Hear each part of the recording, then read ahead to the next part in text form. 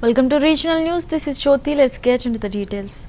Telangana Chief Minister Revanth Reddy paid tribute to social reformer Mahatma Jyotirao Phule on his birth anniversary, remembering Phule's invaluable contributions to social justice, education and equality. The Chief Minister highlighted his enduring legacy in empowering the oppressed and promoting progressive ideas. The tribute reflected the state government's recognition of Phule's pivotal role in shaping an inclusive and just society.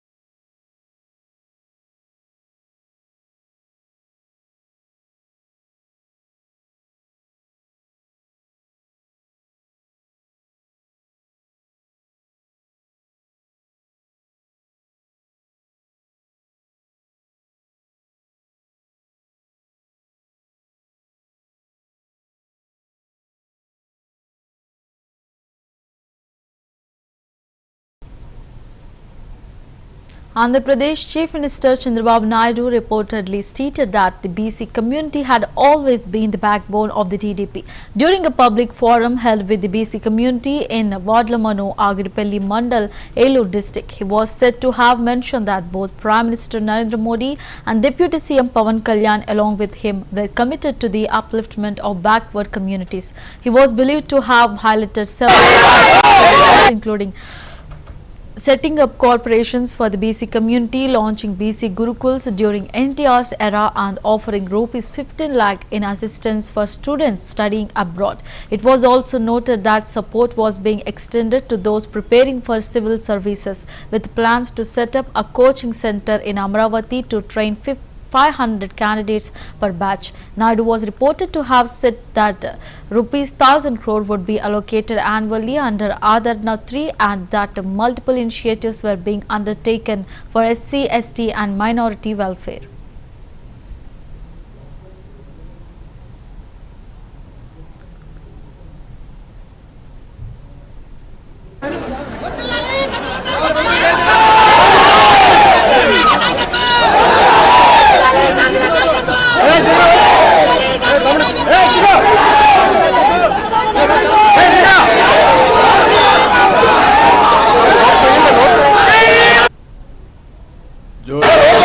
చేయాలంటే ఎక్కడ చేస్తే బాగుంటుందని ఆలోచించినప్పుడు ఏదైతే ఎక్కువ వెనుకబడిన తరగతులుండే నియోజకవర్గం నూజివీడు, అందులో కూడా ఎక్కువ వెనుకబడిన వర్గాలుండే ప్రాంతం అరిగేపల్లి అనే ఉద్దేశంతో ఆగిరిపల్లి అనే ఉద్దేశంతో నేను నేరుగా ఈరోజు మీ గ్రామానికి వచ్చానంటే అది నా అదృష్టంగా నేను భావిస్తున్నా.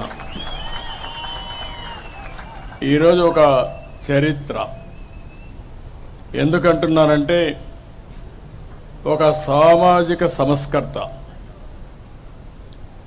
బడుగు బలహీన వర్గాల ఆరాధ్య దైవం మహాత్మా జ్యోతిరావు గోవిందరావు పూలే జయంతి చేసుకుంటున్నాం.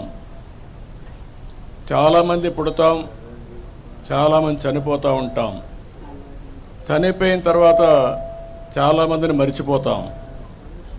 శాశ్వతంగా చరిత్రలో కొంతమందే మిగిలిపోతారు.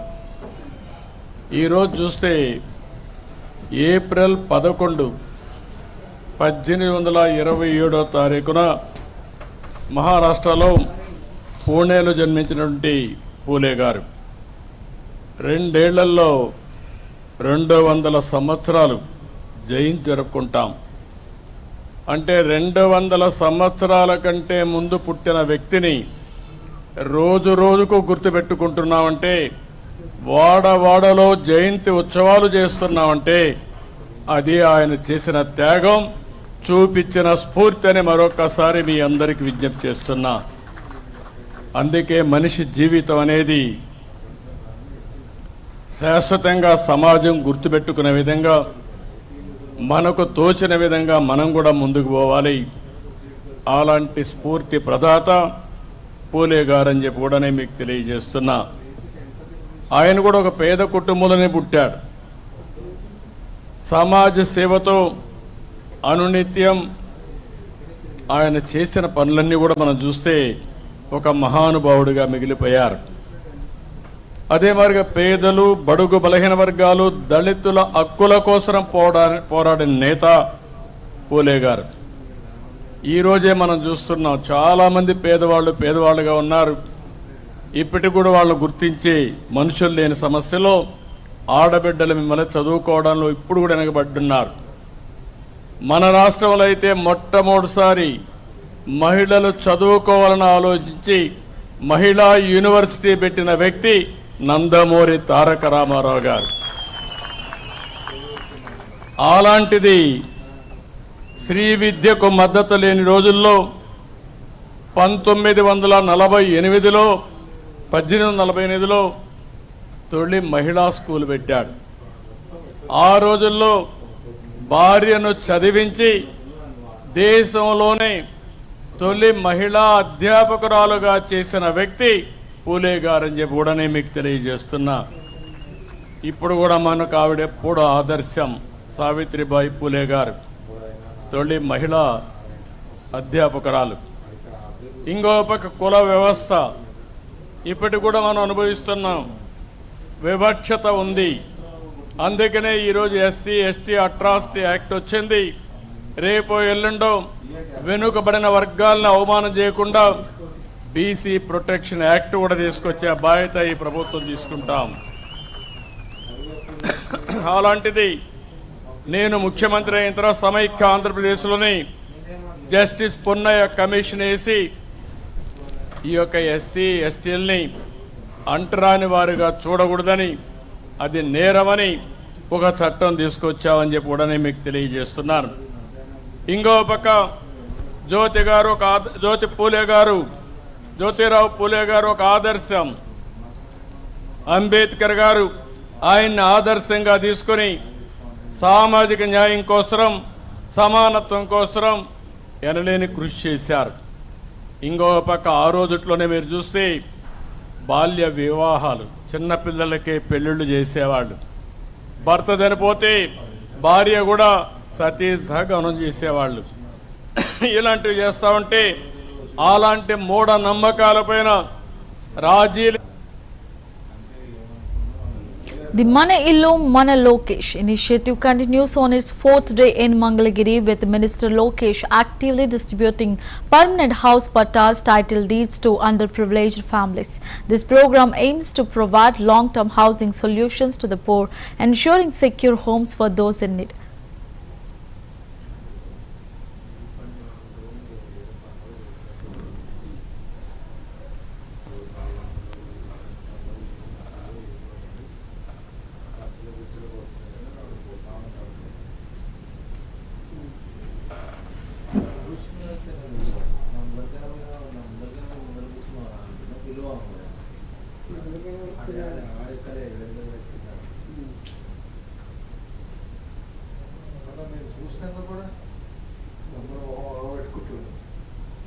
ఆనాడు నేను మీ దగ్గరికి వచ్చినప్పుడు మీరందరూ ఒకటే కోరారు. దశాబ్దాలుగా మేము నివసిస్తున్న ప్రాంతం ఇది. మా తల్లిదండ్రుల దగ్గర నుంచి ఇక్కడనే ఉంటున్నారు. మాకు ఇక్కడనే ఈ ఇంటికే మీరు పట్టా ఇవ్వండి, శాశ్వత హక్కు వచ్చే విధంగా చేయండి అని ఆనాడు మీరు నన్ను కోరారు. నేను ఆనాడే చెప్పా, మొదటి సంవత్సరంలోనే ఒక విడత నేను చేస్తాను. రెండోది ఎండోమెంటు, ఇంకో పక్కన మనకు వచ్చేగల రైల్వే భూములు ఇంకొక సంవత్సరం పడుతుందని ఆనాడే చెప్పా. అటవీ శాఖ భూములు వచ్చే అటవీ, అదేవిధంగా కాల్వ కానివ్వండి, కొండ పోరంబోక్ కానీ అది కొంచెం టైం పడుతుందని ఆనాడే చెప్పా.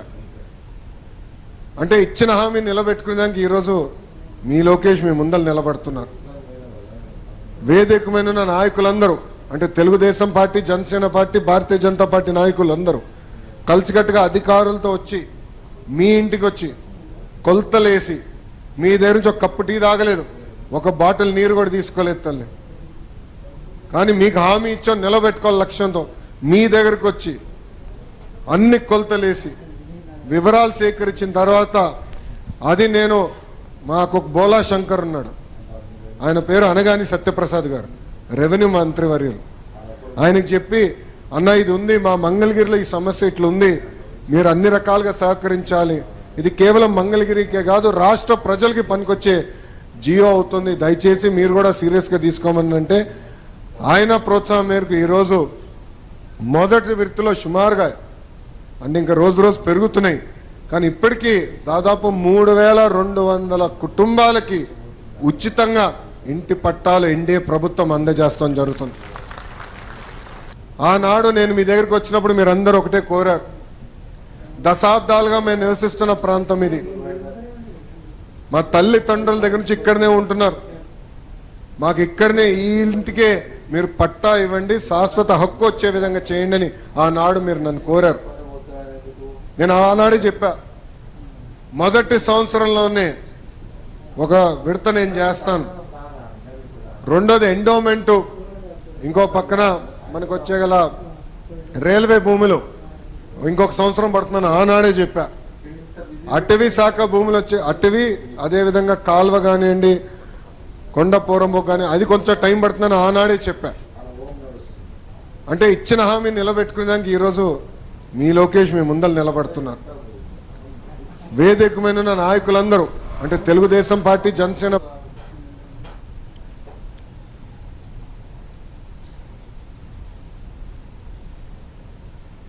Rajkonda Police Commissioner Sudhir Babu reportedly remarked that a single CCTV camera could be as effective as 100 people in surveillance. He was said to have made this comment during the inauguration of 1,460 CCTV cameras under 11 police stations of the Rajkonda Commissionerate.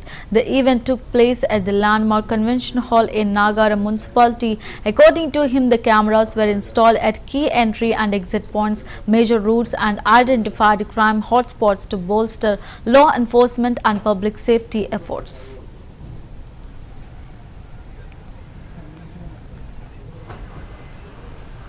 One.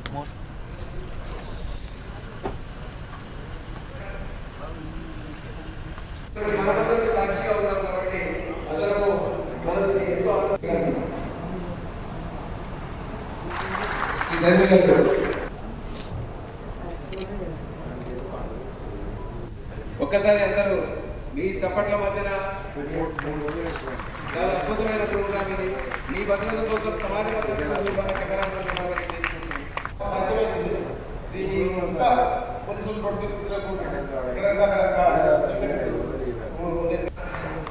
Lalit Kumar గారు, మల్లికార్జునరావు గారు 5 లక్షల రూపాయలు 35 వేల ఏర్పాటు చేశారు.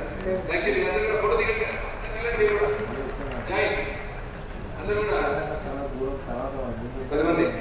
తర్వాత సుజన్పల్లి Keesara BRR Krishna Reddy గారు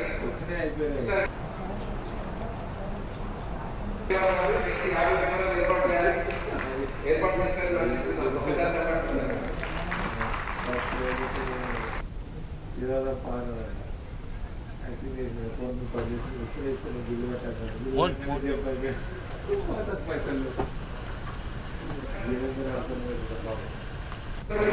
సాక్షిగా ఉన్నాం కాబట్టి అందరూ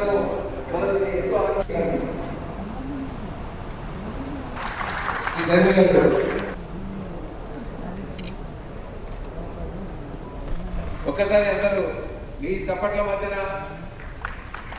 చాలా అద్భుతమైన ప్రోగ్రామ్ ఇది.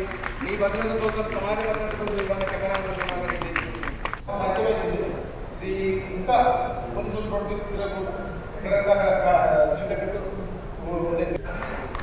లలిత్ కుమార్ గారు, మల్లికార్జునరావు గారు 5 లక్షల రూపాయలు 35 వేల ఏర్పాటు చేశారు. Thank you. అందరూ కూడా ఫోటో దిగండి.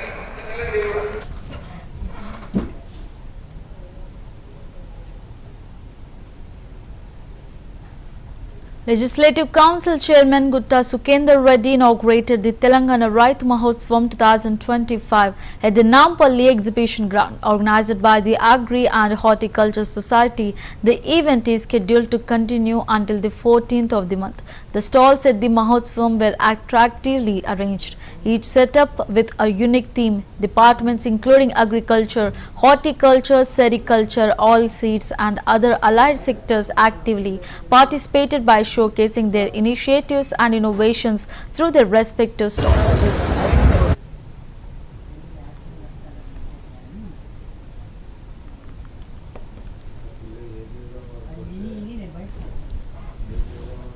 మహోత్సవ కార్యక్రమం జరుపుతున్నారు.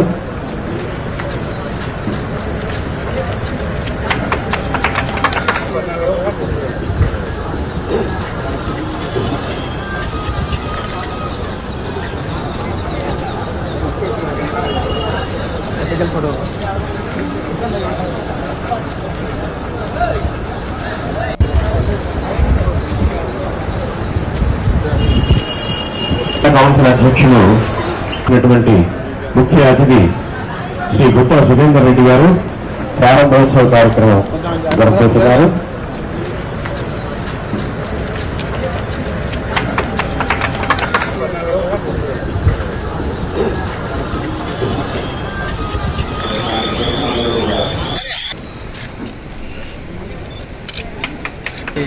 సేంద్రియ మీద చాలా కృషి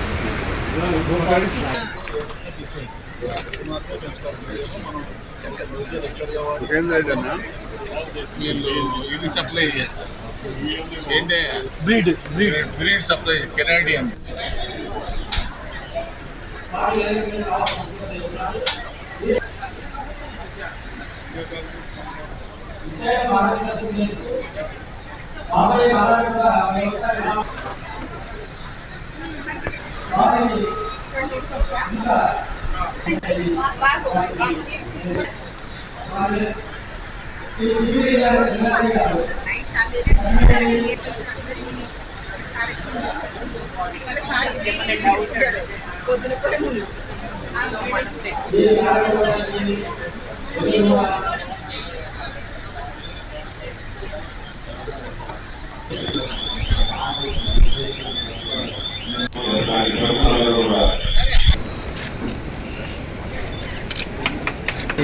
సేంద్రియ మీద చాలా కృషి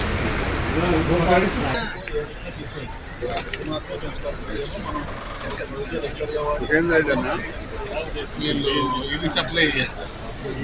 ఏంటంటే బ్రీడ్ సప్లై కెనాడియన్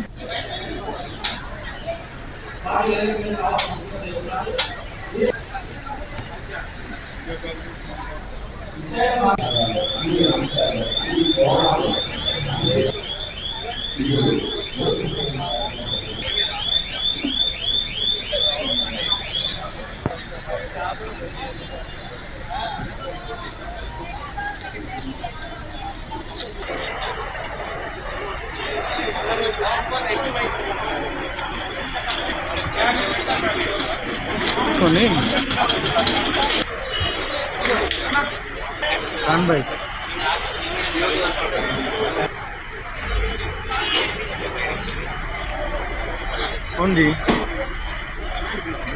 ఎప్పుడు రేపు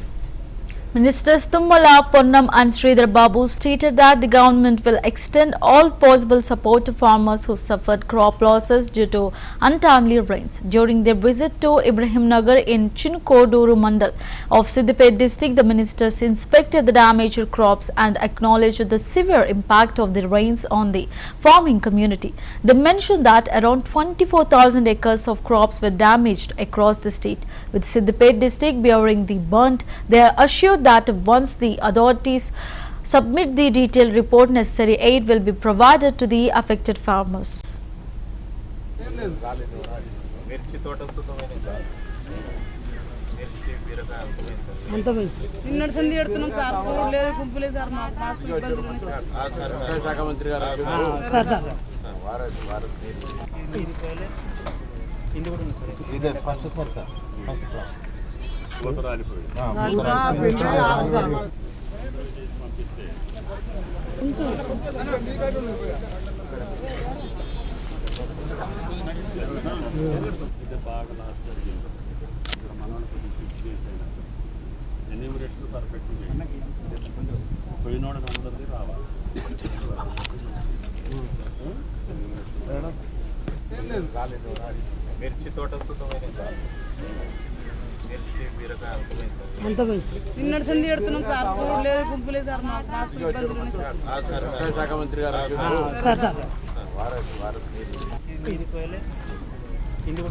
ఇదే first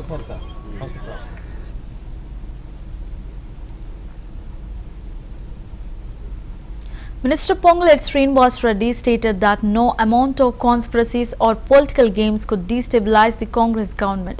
He remarked that symbolic structures of previous rulers were brought down with the rise of the Congress. Criticizing the TRS government, he alleged that 1,57,000 acres were pledged under the Dharani system and highlighted the introduction of the Bhumata Act aimed at safeguarding poor farmers' lands. He announced that Chief Minister Revant Reddy would formally launch the act on April 14, Ambedkar Jayanti, ensuring protection for even the smallest landholders, accusing the BRS of financial mismanagement and exploitation over the past decade. He assured that corrective measures are underway and the state will be steered towards comprehensive development.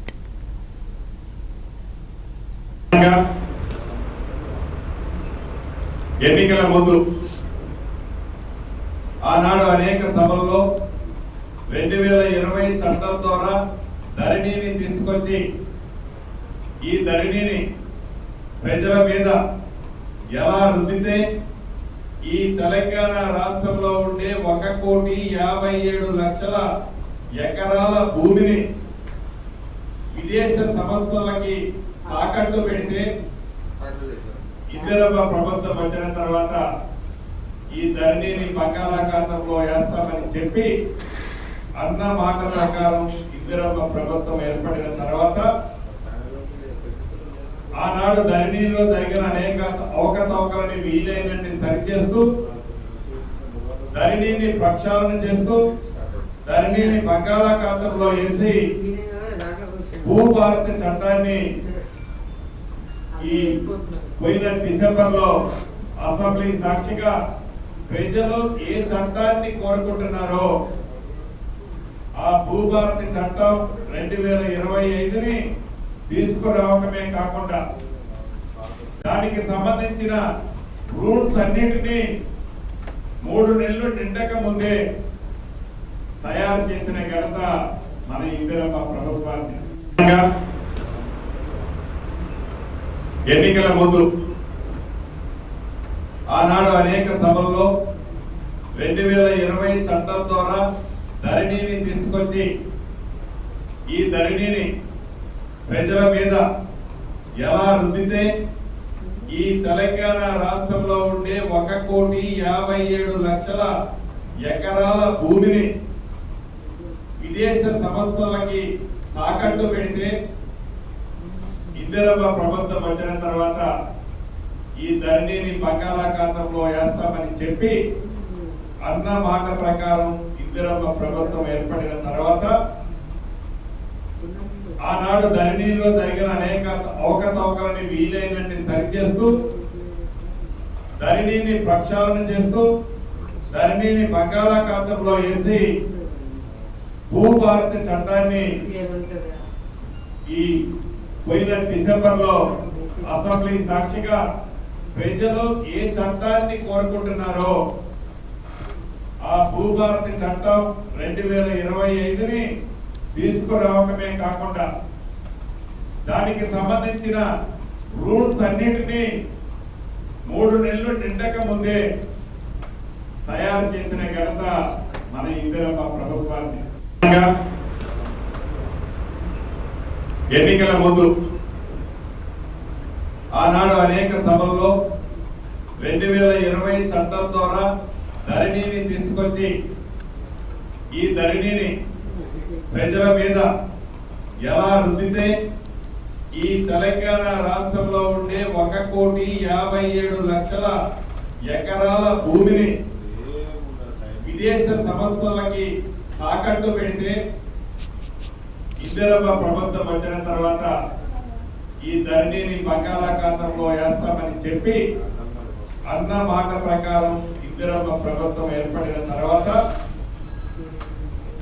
ఆనాడు ధరణిలో జరిగిన అనేక అవకతవకలని వీలైనన్ని సరిచేస్తూ ధరణిని ప్రక్షాళన చేస్తూ ధరణిని బంగాళాఖాతంలో వేసి భూభారతి చట్టాన్ని ఈ పోయిన డిసెంబర్లో అసెంబ్లీ సాక్షిగా ప్రజలు ఏ చట్టాన్ని కోరుకుంటున్నారో ఆ భూభారతి చట్టం 2025ని తీసుకురావటమే కాకుండా దానికి సంబంధించిన రూల్స్ అన్నిటినీ 3 నెలలు నిండక ముందే తయారు చేసిన ఘనత మన ఇందిరమ్మ ప్రభుత్వానికి.